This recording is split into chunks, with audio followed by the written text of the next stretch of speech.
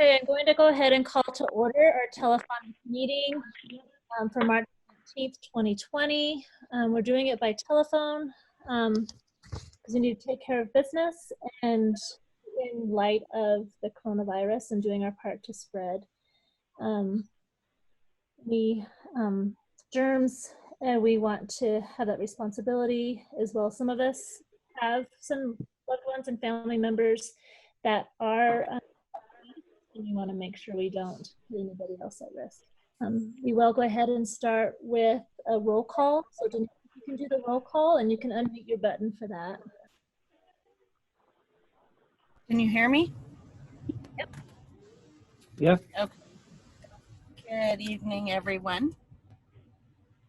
So I have Councilmember Dennehy, Councilmember Gonzalez. Here. Councilmember Jaquez. Here. Councilmember Meisner. Here. Councilmember Reed. Here. Councilmember Brennan Smith. Here. Mayor Pro Tem Hamrick. Here. Mayor Ashley Smith. Here. Before we do get started, I do want to point out that Fremont County has gotten their 2 probable cases, and they will be self-quarantined. Anybody that they've had close contact with will also be requested to self-quarantine or self-isolate. And I want the public to know that we have been prepared and ready for when this was going to happen. We have been meeting regularly with the mayor's office, the counselors, working with health agencies, welfare officials, and business leaders in our community. And we're prepared and ready to take this on. But it's more important than ever for everybody. We need everybody to be participants in self-isolating themselves from the general public as much as they can, and social distancing as well. And also not to panic. We're going to be okay if we all work together on not panicking and hoarding at the stores, and that we have this under control. We're strong and we're resilient, and we can work together to reduce the effects on Canyon City. And so that's my request to the general public. So part of that, we'll go ahead for discussion on item number 1, and that's the consideration of resolution number 8, the telephonic participation for city council meetings. And Ryan, I'm going to ask you to, you and probably Corey, to give some background information for why we are doing this. Yeah, so this is in regards to, as you mentioned, social distancing and not trying to have too many people in the room, but again, also making sure that we're still having a public and transparent process. And from a legal standpoint, I'll ask Corey to step in and talk about the legal part of this resolution and what it does.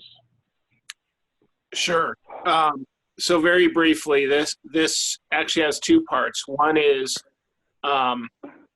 in the normal course, if a council member wanted to try to participate by phone, if, for example, they were away on business and wanted to still participate. And then the second part, which is become even more important here, is telephonic participation or remote participation in the event of an emergency, such as the one we have here. Under the open meetings law, an open meeting can be in person, by telephone, or other electronic means. And so even though this policy is not yet in place, the meeting you are currently having is certainly consistent with Colorado law, because Colorado law contemplates meetings do not have to be in person. But this gives sort of procedures for telephonic participation during this emergency, and frankly, after the emergency is over, for if the council desires to allow telephonic participation if someone has to miss a meeting. Mayor? Yes, please. This is Jim. Corey, I thought we already had a fundamental telephonic option already in place. I asked whether this had ever been adopted, and there was no record of it having been adopted. We had provided this originally a couple of years ago, actually in 2017, but to the best of our knowledge, we couldn't find that it had been approved, so we provided it in full. If it was adopted and couldn't be found, there's no harm in getting it adopted again. I think it was contemplated, but I don't know that it ever actually went before council for action. Well, I thought we actually voted on it because we had a council member, it could have been Dennis Weed, that we did it specifically to address that situation. Yeah. And then he participated in a couple of meetings, but that answers my question. Well, that's correct, Jim. Mhm. Are there any other questions from council? No. One thing to note is that John Hamrick did mention that in section 2A1, about mid-paragraph, the member of city council may not participate, or says may participate nor vote in a quasi-judicial public hearing. That should be amended to say may not participate nor vote. And that is only in the event of a non-emergency. So that's the telephonic participation in the event of a non-emergency.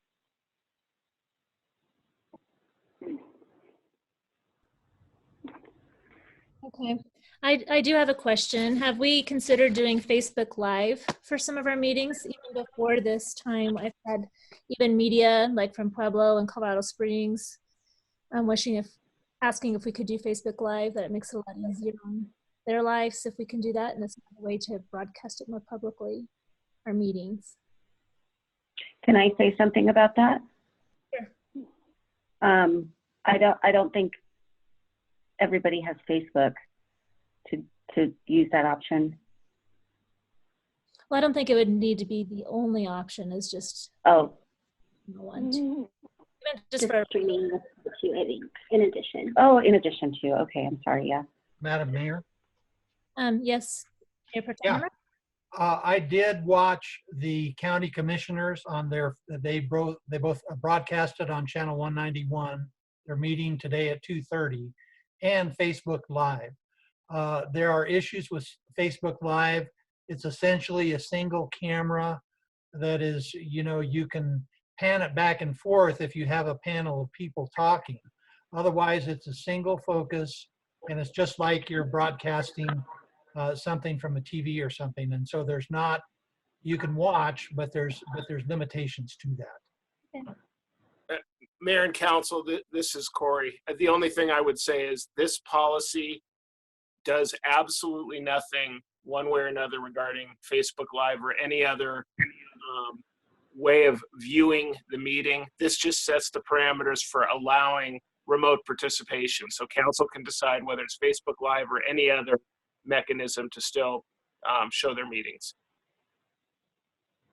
Can I speak, please? And yes, Councilmember Jaquez. Before we even look at Facebook, I think it would be wise to find out if everybody has Facebook, because I do not have it. And if we don't have enough people that have Facebook, it's really a mute point. Okay, that's a good point. Any other comments from City Council? Then I would like to call to a vote with an amendment. So Mayor Pro Tem Hamrick, I wonder if you'd like to make that motion since you have the amendment. Sure. Council and Mayor, I recommend we adopt the telephonic participation policy during city council meetings with the amendment that Ryan Stevens read out earlier. I'll second that. Second. Oh. We have a motion and a second by Councilmember Jaquez. Any discussion on the motion? And I'll call for a vote. Mayor? Oh, we'll go ahead and have the discussion, yes. Well, it's not a discussion, I'm just clarifying. We're talking about voting on the policy. That's the first 4 pages, is that correct? Correct. We're not actually voting on the resolution at this point. No, I think just the amendment. I would amend my motion to broaden it to be, to approve resolution number 8, series of 2020, resolution approving telephonic participation. Okay, I think that works, John. Thank you. I'll go ahead and second it again. Any more discussion? Yes. So then does that mean, that, Madam Mayor or Corey, does that mean that the pages 1 through 4 are more of an administrative policy? It is a They're not. policy. I mean, it is a policy adopted by council that allows telephonic participation both in the normal course and on an emergency basis. So that becomes the policy of council if the resolution is adopted. So the policy is technically Exhibit A under the, is that the right one? Under the resolution? Yes. I don't see it. Oh, Oh, okay. okay. I was missing a page. Oh, okay. That's okay. Ryan showed it to me. I think it's the last page. Any more discussion by council? No. Then I'll call for the vote, please.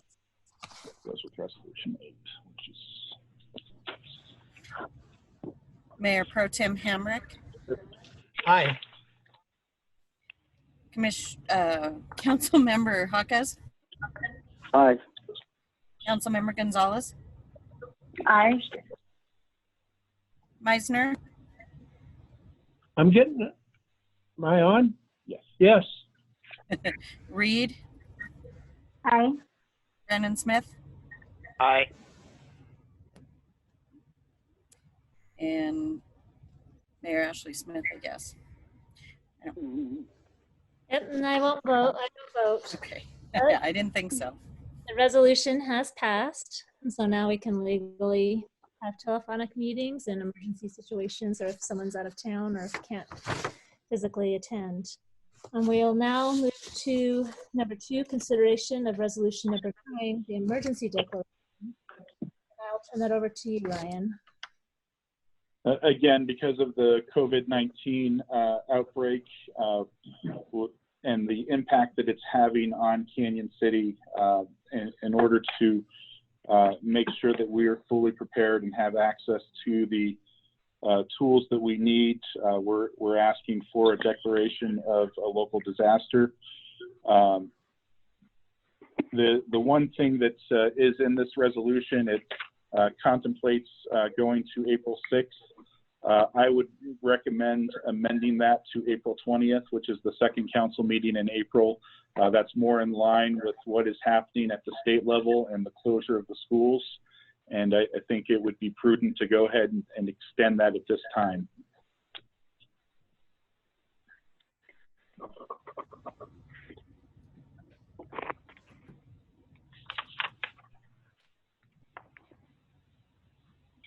Are there any questions or comments from council?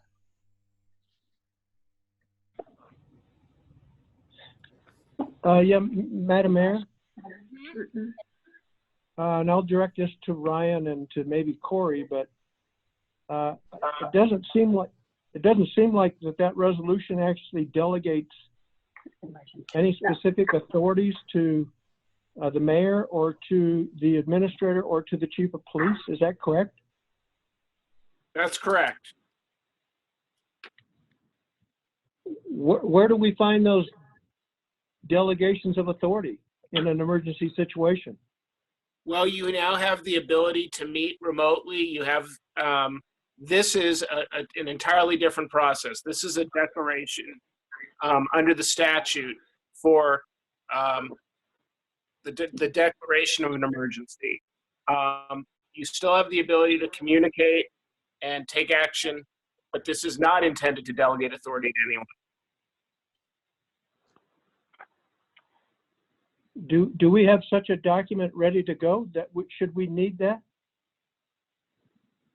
We do not. We can certainly prepare something, but I'm not sure what additional authority you need.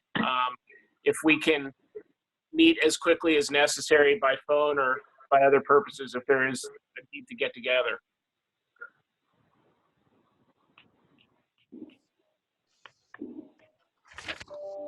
Like that would be a prudent thing to do. Say Ryan, what, Mayor? I think that would be a prudent thing to do, to have that next ordinance prepared if needed. Okay, we will put something together. Ryan, Yeah, Ryan, by Yep.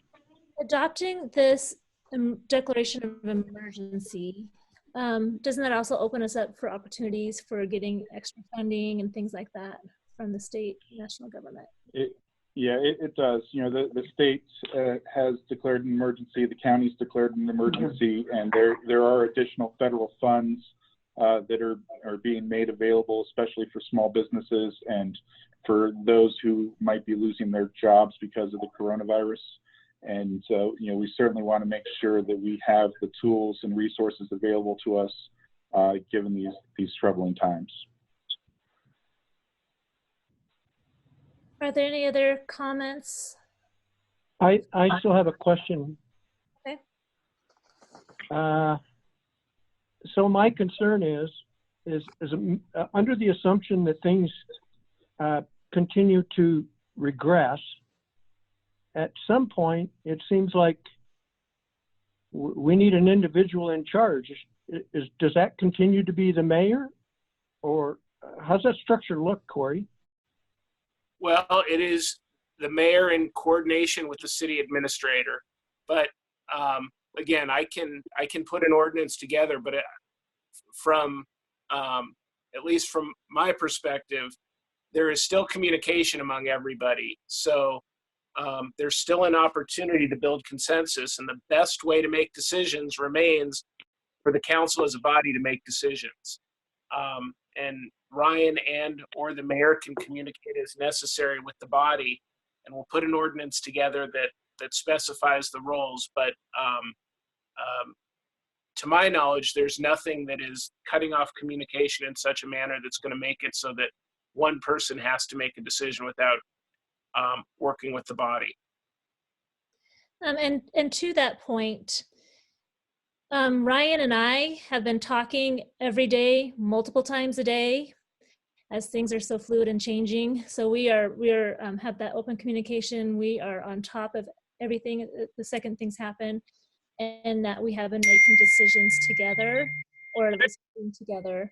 And as far as making decisions as a group, when the topic came up with whether the Royal Gorge Bridge should be operating still or not, we definitely felt like that needed to be brought to the whole council to make a decision. And so we're already kind of practicing that, and I foresee that we would continue to do that in the future. Okay. I'm good.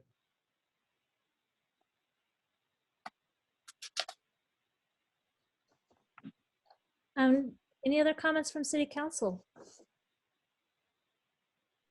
And I'd like to call for. I do. Oh, okay. Go ahead, Dolly. So in the document that you're talking about having drafted up, Corey, I kind of missed what that was about. Can you kind of just go over that real quick again?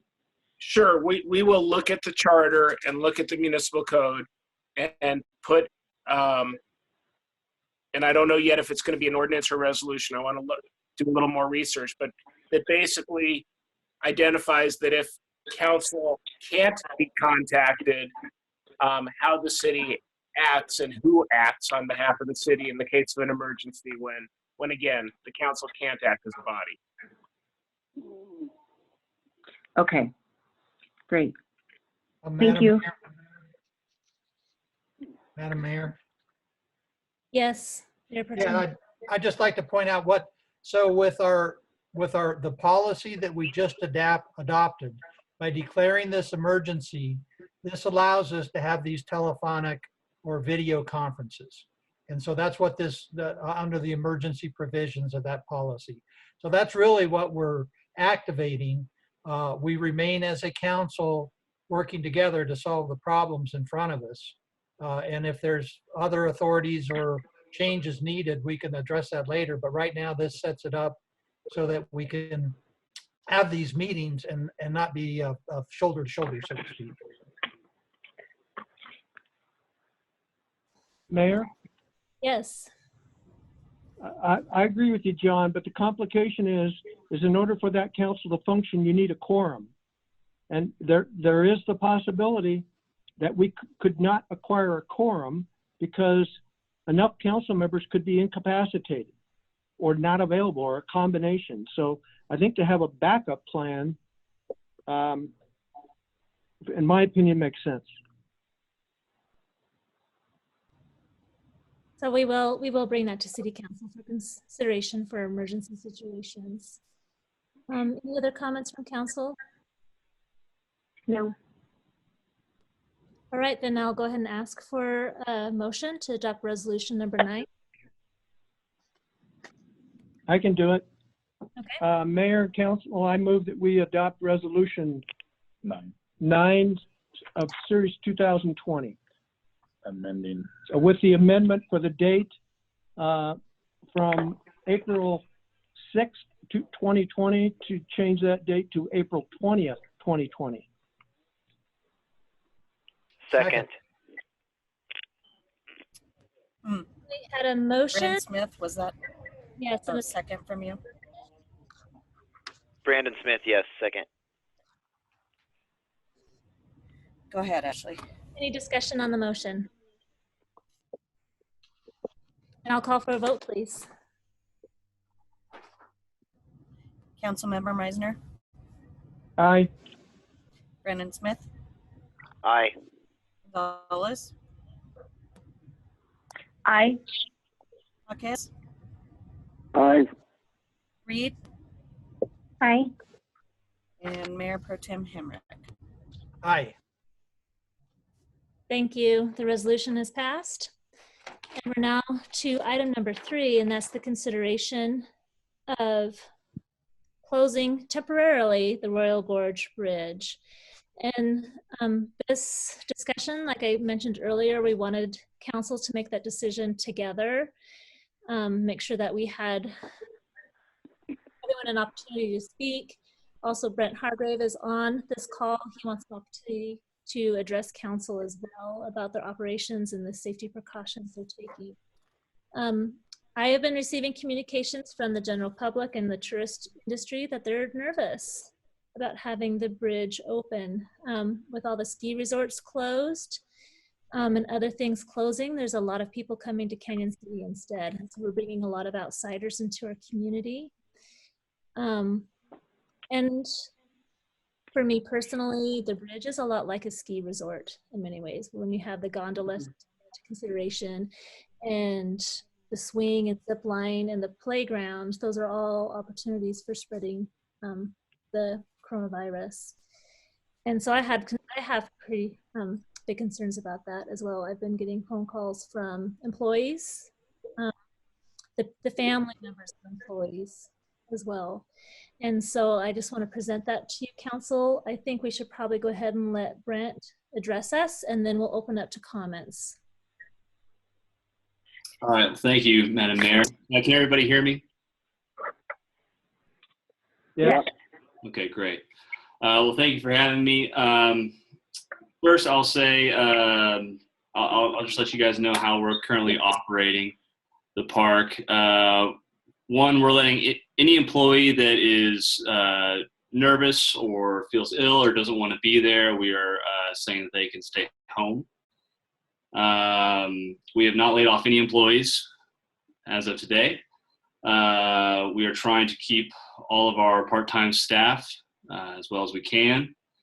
Currently, we're encouraging social distancing at the park through signs. Also, the employees that are there are reminding guests to practice social distancing in recommendation with CDC guidelines. All of our indoor facilities are closed. Our visitor center is closed. Our theater is closed. Our gondola rides, we are only allowing groups that travel together to ride in the gondolas. If you are a single, you ride in the gondola by yourself. After each ride, we are sanitizing the gondolas. The Zip and Sky were open. They were closed today, and they will be closed tomorrow. We are wiping down all PARs, Verifone. I'm sorry. Can I interrupt?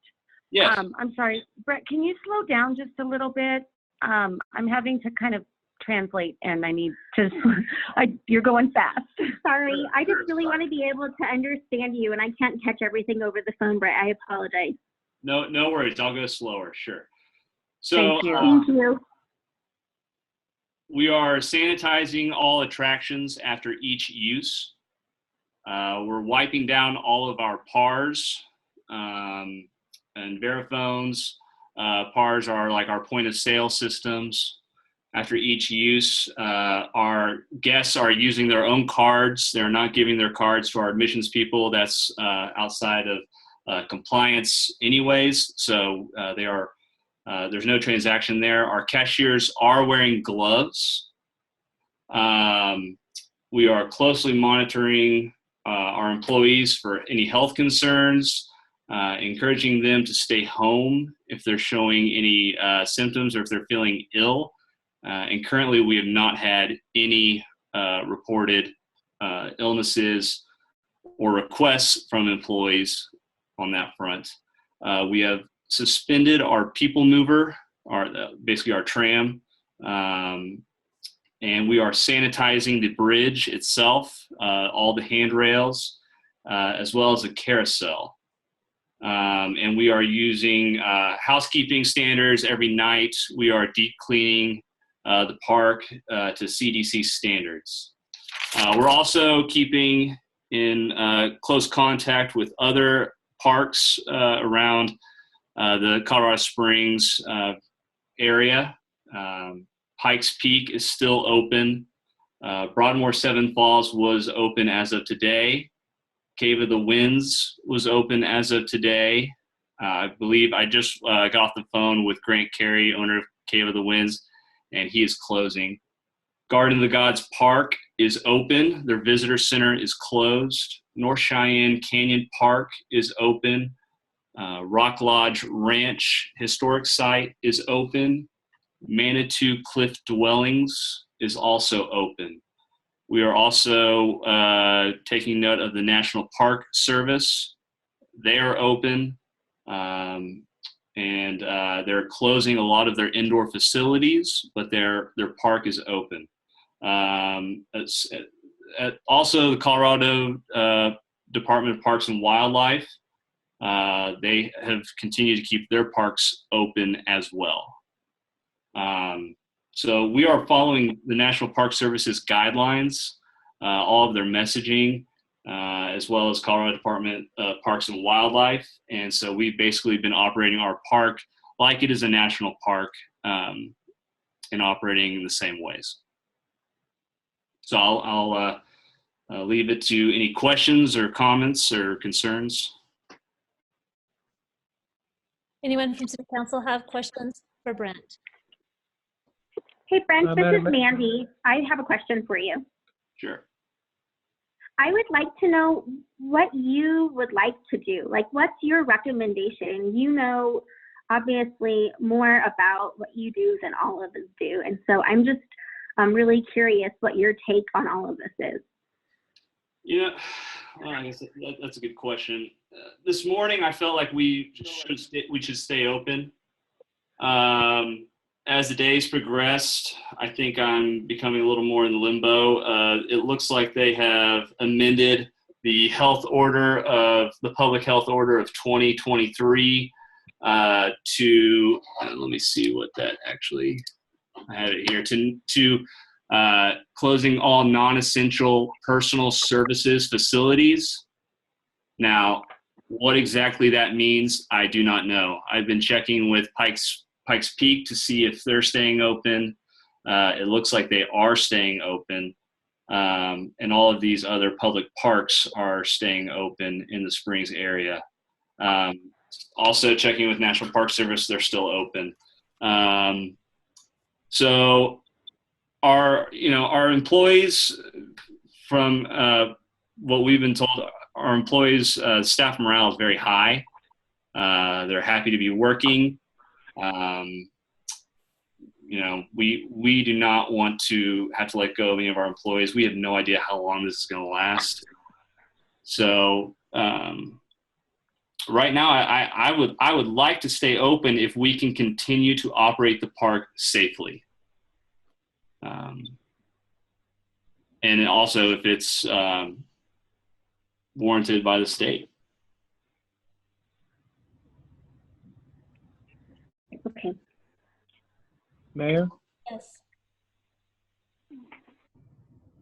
this is Jim.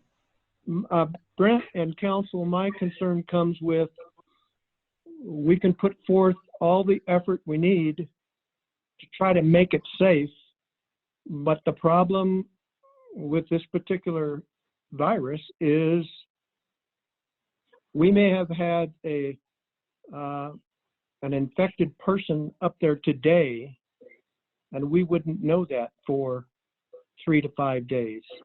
So it's not necessarily the issue of operating the park safely, it's the risk factor. And unfortunately, I think that risk factor is pretty high.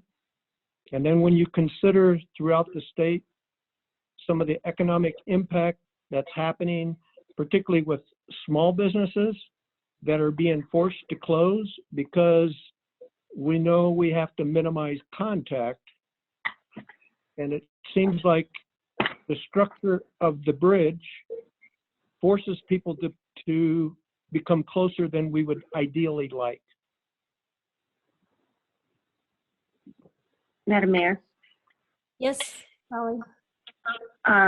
So this morning I was kind of feeling like there's a way we could make this happen. Screen everybody that goes in, do a lot of the procedures that Brent had talked about. But as I started thinking about it, in fact, as Mandy and I were sitting here, she asked me a question, and the thing that scares me a little bit is staying open encourages people to travel. And we all know that traveling right now is not, probably not the best thing for us to be doing. And so I wouldn't want to encourage something that we're trying to cut down on. I know the impact. A lot of us are business owners, and we understand the impact that this is going to have on our future. But I think we need to take the health and safety of our community to, we need to take that into consideration over monetary profit right now. Ashley, can I speak in now, please? Yes. Okay.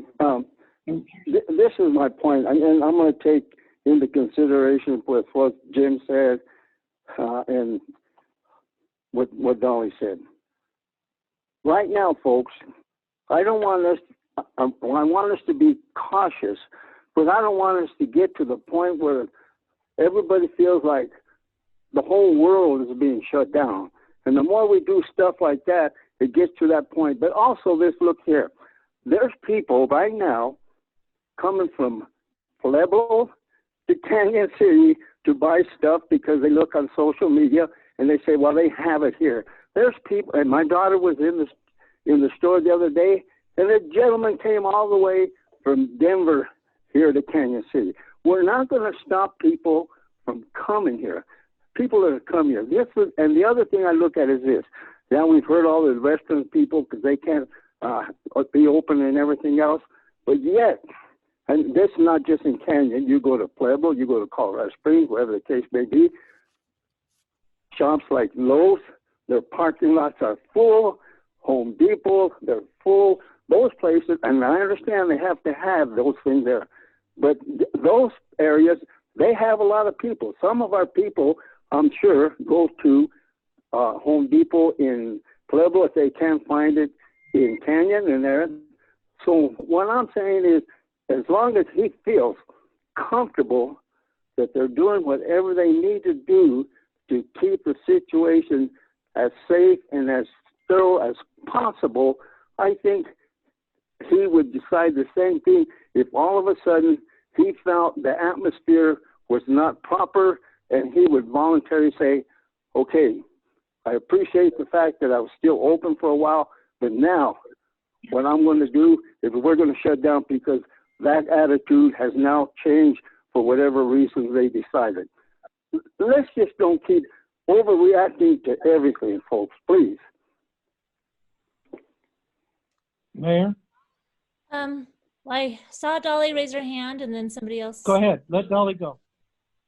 Oh, it's okay. So, Frank, I agree with you. I think that we're just looking at a different world right now. And I understand that people are going to travel here. They're going to travel to other places. We can't stop that. But Brent, I have a question for you. The entrance into the park is through the gift shop. So how are you deciding how many people can be inside that gift shop at one time? And have you given that consideration? So that's a great question. Thank you. We've actually closed the gift shop. We have closed the visitor center entirely. We are allowing people to go in through the outdoor fence right by the ranger station. It's just, if you're looking at the front entrance, it's to the right. Yeah, I can picture it now. Yeah. Good. Yeah, okay. And then, oh, go ahead. I'm sorry. No, I'm sorry. Continue with your question. My other question is, are you still serving food up there? And if so, are the picnic tables positioned so that they're far enough away, or, you know, what kind of precautions are being taken in that measure? Another great question. So originally yesterday, when we closed everything, we had the Bridgeview Barbecue on the south side open because it's an open air facility. People could grab food and then go sit down on a chair, and we had everything spaced 6 to 8 feet apart, all the chairs and tables. But we are going to be eliminating that part. We're not going to be serving food anymore on the park. Okay. And then, sorry, my last question is, have you given thought to how many people you would restrict the park to be open to at one time if you were to stay open? So that's a great question. On Monday, I think we had 1,000 people at the park, but that number has been dwindling. And I don't think you all think this, but I don't want people thinking that I'm like a miser trying to stay open for monetary profit. We're operating at a loss here. Mm-hmm. A great loss. So, but I can justify keeping my part-time staff if the gates are open. I can justify that to the board of directors. So, you know, we haven't really had the problem of having to distance people. I think today we only had 40 or 50 people come through the park, and we ended up making it bridge only. But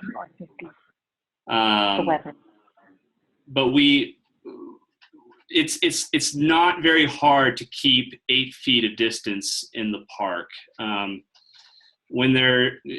that's throughout the season, except for, I would say, in the summer when it gets pretty busy on weekends and Memorial Day and Labor Day and 4th of July. But for the most part, it is pretty simple and pretty easy for the guests to keep a relatively safe distance, at least of 8 feet. Thank you. I just want to say that, you know, while we're talking about putting these orders or whatever into place, I think we need to remember that we're a smart population, and we do have a lot of people who are just as concerned, and they can make decisions. Jim, I can see you at this meeting. And they're able to, make the choices that they're going to keep themselves safe. So, Jim, I know you don't agree. Well, and that's what makes this a little more difficult of a decision, because Polis, the governor, he says, Colorado Parks and Wildlife, they're wanting to stay open because Governor Polis is saying, I've got it right here. Colorado Parks and Wildlife is keeping state parks open in alignment with Governor Polis's statement that people enjoy the outdoors while social distancing due to the novel coronavirus. And there's very mixed signals in what they are telling the public. It is confusing. Well, there is a little bit of a difference between being in a national park where you're practically by yourself in the wilderness, going on hikes, versus getting into gondolas and going on carousel horses and playing on the playground.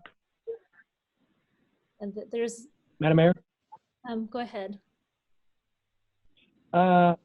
Brett, what, if any, kind of screening tools are you utilizing for people that are coming through? And what I'm referring to is, one, are you doing any temperature checks? And two, are you having any kind of a qualifier flyer there of asking people those basic questions in terms of what we've been seeing with other organizations? Or would you have the capability of implementing that? We are not doing any temperature checks or anything. The only measure that I believe you're referring to, we are asking, people that do not feel well to stay at home to our website, but we are not doing any measurements of that nature that I believe you are referring to. I mean, to council and to the mayor, I could support their continued operation with some enhanced entry requirements. And I think having the ability to do the spot forehead checks, whatever infrared equipment you need to do that. And I think just to communicate that we need to keep people that are not feeling well, to help Dolly's honest people. Just a small flyer saying, have you done this, this, and this, in terms of the things that we know that are at risk? I mean, have you had a fever? Have you traveled to a high-risk area? Yeah. I mean, if we can do those things, then I think there's some due diligence from our part to still afford people the opportunity to experience that outdoor air. What about, I don't even know if this is legal. Can you say, are you from Eagle County? Are you from Summit County, or places where there are a lot of confirmed cases? It's just, there's some too that are associated with bringing people in. And if we bring the virus into the park, there could be some liabilities attached with that.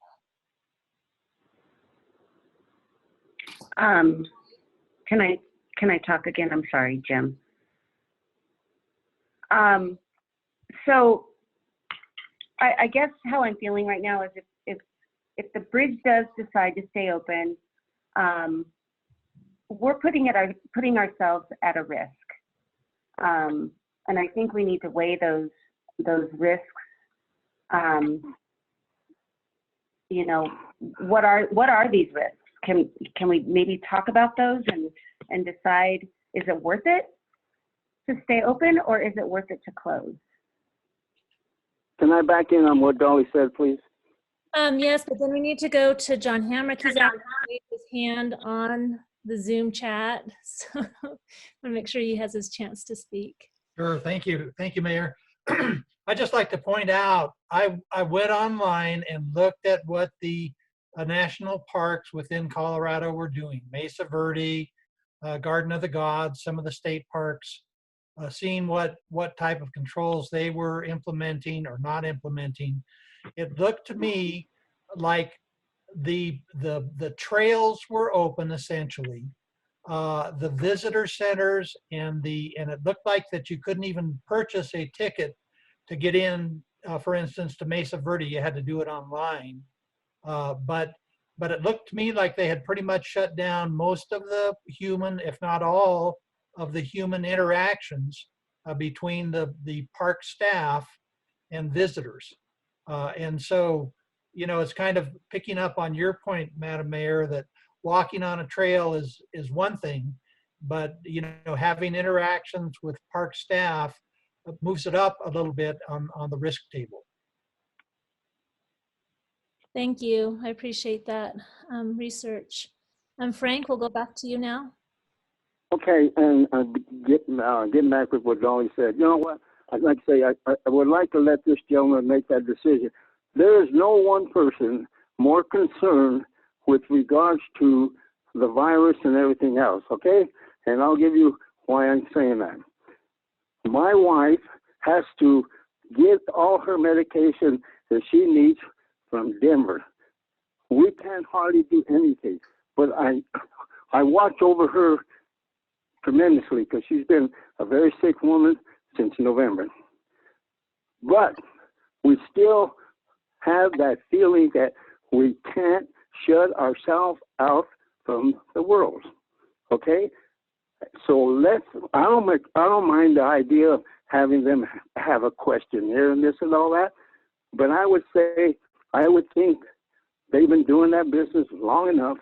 I would think that they have the concern not just of the bridge over there, but all the people and tourists that come to the bridge, because they're the ones who are going to continue to come back.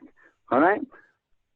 And I wouldn't be saying this, allowing him to do that, if I didn't feel comfortable with that, and I take into consideration the situation that I have to go through, you know, with my wife, okay? We have a nurse come and see her 3 times a week, and we're cautious about everything with regards to stuff like that. But I still feel confident in the people that are doing the job they need to do, and they'll shut it down when they need to shut it down. Thank you. Brandon, Oh, Andy, we haven't had a chance to hear from either of you on what your feelings and thoughts are. If you wouldn't mind, I'd like to hear. Well, I'm kind of in Frank's boat right now. I had to shut my business down today because we're non-essential personnel.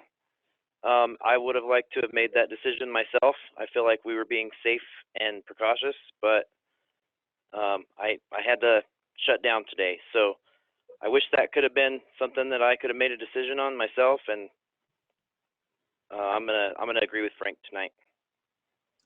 Mandy? So I agree with what Brandon said.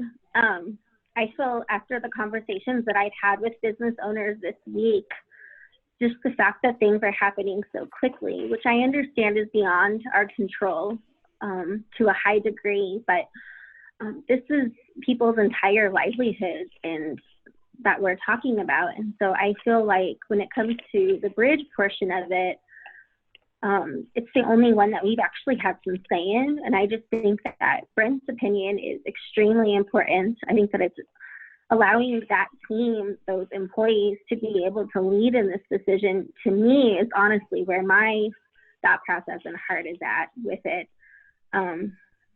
I'll just say I wish that we could do more for all of the businesses that are in our community right now. It's been hard conversation after hard conversation this week, and I know that all of us have had them. Many of us are business owners that are on this call, and so we're feeling these situations in different ways too. So I just want to make sure, I don't want to respond out of fear, because I don't think that that's the right way to respond, but I do understand that there's some prudence to following suit with what's been going on around us. I also don't want to be the town that says, hey, it's still a free-for-all over here, everybody come here, and then we've just put all of our elderly population at risk. And we know that we do have a large elderly population here that are considered at risk. And so I'm protective of them too.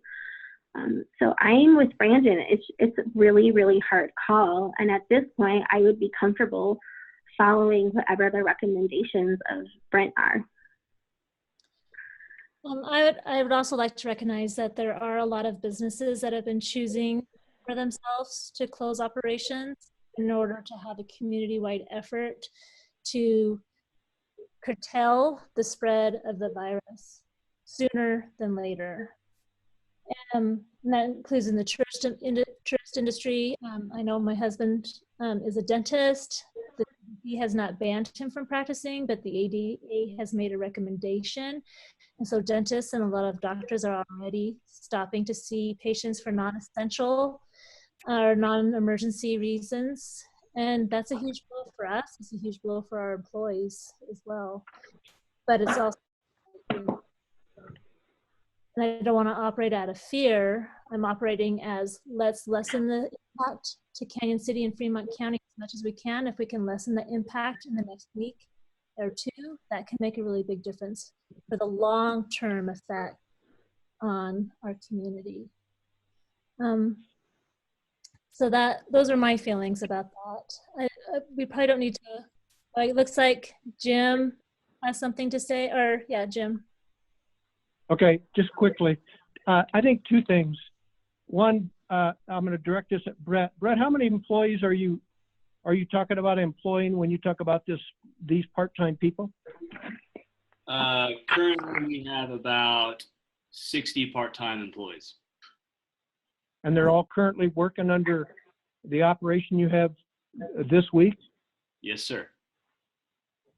And then the second question that I pose maybe to council is, if we make the decision not to make the decision today, because we feel that the risk threshold is not there, then I ask you to maybe give us some guidances.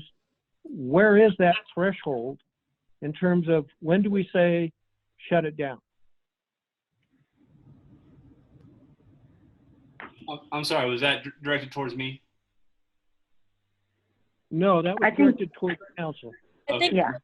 if the council chooses not to at this point, we'd probably just follow what the national parks and the other similar industries are doing or being required to do for the state government. Would be my recommendation.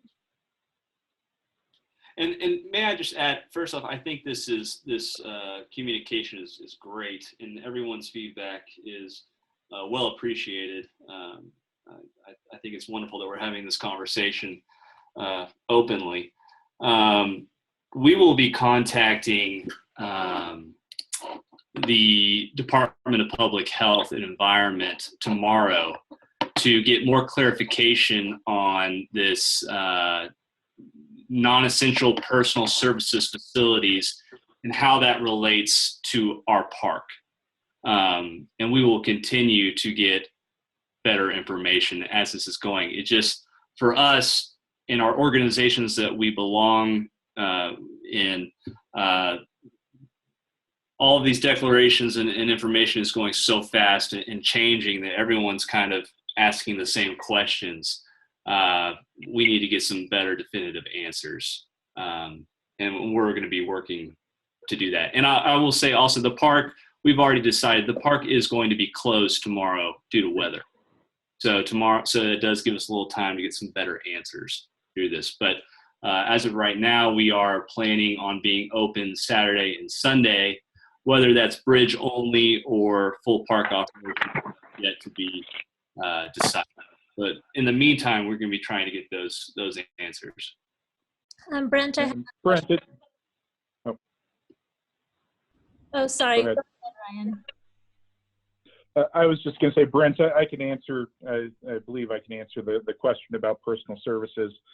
In the announcement from Colorado Public Health that I saw, personal services was defined as salons, massage parlors, nail salons, tattoo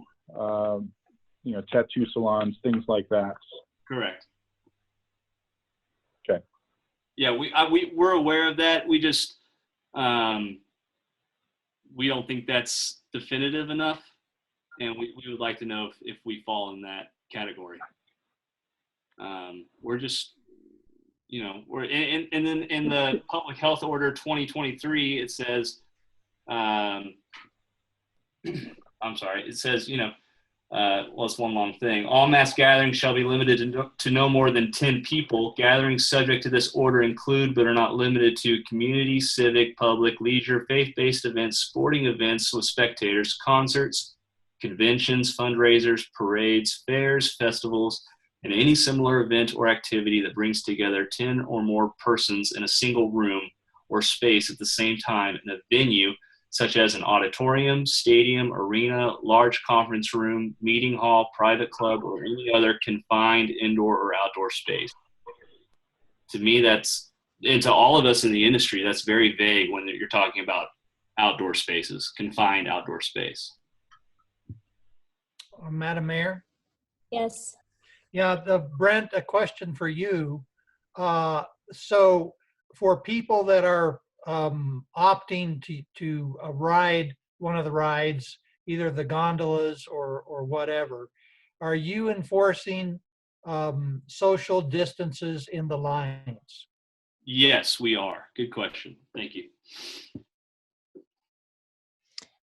Brent, if there was a decision made to just keep the bridge open, but not have like the playground or the carousel and things like that open where the virus can linger for days, would it be worth keeping the bridge open for that? I'd have to get with my team and look at everything. Off the top of my head, I think just closing the children's playland, and we are disinfecting the playland in the carousel after each use. The carousel after each use, we're disinfecting the playland after hours. We could easily not have the playland open or the carousel and continue to have the zip line or not have the zip line via Parada and all that. We would have to just look into that and what that would look like. Mandy? Is Rex and his team going around and disinfecting the parks and canyons? Like the city parks? No, we're not. No. No. So my thought just on that last part was that I don't know that it's any different necessarily than Centennial Park or Red Park or any of those. It's actually probably cleaner because these guys are disinfecting it currently. So I'm just going to throw that out there for us to ponder. The canyon. I think, sorry. I should say that the canyon city did make a statement that if you're having your children play at a playground, that you need to disinfect the equipment. So personally, as a parent, you're responsible for disinfecting it for your child. Perfect. That's what I would do. Yeah. Also asking parents to make sure that after the use of playground equipment that their children are washing their hands or using a sanitizer of some sort as well. Thank you, Ryan. Forgot to mention, we do have hand sanitizer throughout the park. Forgot about that part as well. So council members, do you feel like we've had enough discussion? Would you let one first maybe make a decision if you want to keep the bridge open as of today, pending closures from this state coming forth in the future? I think so. Would you restate the question? Well, I'd say at some point the directive could likely come from the state that they would need to close. But until that time, are you comfortable making a decision right now whether the park should stay open or not until that time comes? I saw a nod from some. Do you want to just kind of, this isn't like an ordinance. Madam Mayor? You can do thumbs up. Yes? It's a thumbs up vote or thumbs down vote. It's not an official. Jim, Right. Jim, something. I'm really mixed on this whole issue. My preference would be that they implement some type of entry screening, but even given that that doesn't happen, I think we need to closely watch the guidelines from the state and the federal system in terms of how it applies to those kind of unique areas. And if council gets to the point in the future where they feel like the bridge is operating outside those parameters, we could take action. But if not, we just move forward with leaving it open and letting Brent do the best that he can. My opinion. So is that a thumbs up or a thumbs down? Thumbs up. So Dolly and Randy have that.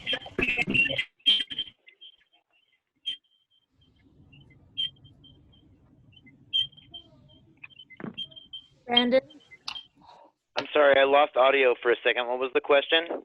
are you a thumbs up for the bridge staying open until directives come from the state? Thumbs up. Frank? Yeah, thumbs up. And John? It is a very hard question, and I think that the bridge should really consider, the having a vector where we have lots of visitors that interact with our residents here in Canyon City. I would prefer to see it closed down, but I'm willing to go along with the sense of council. So we do have a majority now for keeping it up, but I think we might need to have some discussion on maybe ways we're capable of having that open in the meantime. Dolly, did you have something to say? I just have maybe something to offer for Brent. Out of 60 employees, you've got to have somebody who has some medical training or some kind of medical background, I'm sure. Could you place someone at the front desk or front area that has that medical training that could do those screenings like Jim says? Currently at my work, we're still going to work, but we have to do a screening as we go in every day. And I work inside of a child care center, and everybody who comes in, whether you're switching out the deep rock water or you're dropping off a child or picking up a child, you have to fill out that screening form. So it might behoove you to have somebody who has a little bit of training and can tell when somebody doesn't look so well in the eyes or something like that. So yeah, we do have staff that is medically trained. Our ranger staff is who I'm referring to. Perfect. Yeah. And they are medically trained in the methods of first aid, but they don't normally take. And we do have temperature reading methods, but nothing like infrared or anything that would not require close contact. So if we do those types of screening measures, we would have to get those. And I'll talk to my staff about that as well. Okay. Good luck getting a hold of those. Yeah. We'll see what we can do. And just so council knows, Brent and I are in touch on a fairly regular basis, once to twice a week. So we'll continue to have those conversations as well. Okay. Very good. And Mandy? Brent, just adding one more thing. I just want to applaud you. All of us are new at this, and I know that it has got to be a lot to keep the morale of your team up there going strong, and just all of these constantly new updates. And just, I just wanted to encourage you that we appreciate you and we have your back. And if there is something that we can do, and if everything changes quickly, which it probably will, that you just continue to feel free and let us know so that we can make adjustments and changes as we need to continue to support you and all of your staff. Well, thank you. I appreciate that. And, we all, I think, here have the same goal, what's best for Canyon City. And I really, like I said, I think this type of communication is wonderful and very informative and helpful. And like I said, we're just all here to do what's best for Canyon City and the residents of Canyon City. And for me, my employees at the park, and we've got a wonderful staff, and my managers are doing a wonderful job keeping morale high and taking close, wonderful preventative measures and keeping close contact with our employees and making sure everyone's doing well. So we appreciate it. Thank you. Any other final comments or directives from council? I personally do have some concerns for the playground only being wiped down once a day. I personally would probably like to see that have some taken into consideration for the safety of the kids. Understood. I think what we'll do is we will close the playground until we can come up with a better sanitizing schedule, and we will inform Madam Mayor and Council of that schedule. Thank you. And Brent, and I would like to be kept in the loop as far as, the decision-making processes, and as things come down, I'd like to know, where you're at, what procedures that may be coming along that you're taking, or when the decision does come to close doors, I'd appreciate being a part of that. We will do that.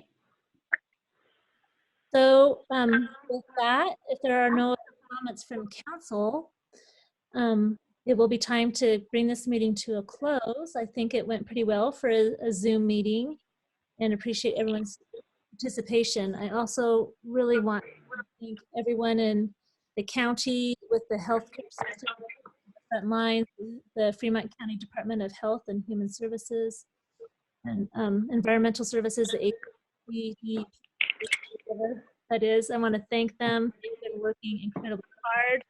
They are married to their laptops and phones, getting state calls by the hour, and addressing concerns through the hotline, and reaching out to stakeholders. And want to thank all of them in coming together and battling this virus, and their dedication to treating the patients that we now have. And also want to give a directive to Canyon City as a whole to be tight, be patient, and stay calm, and also practice civility and good health precautions, and isolating yourself when you can, and not getting out in the public if not necessary. And the sooner we can curtail the virus in Canyon City, the better it is for the long-term health of our economy and our residents. And with that, this meeting is adjourned. Thank you. And quit buying toilet paper.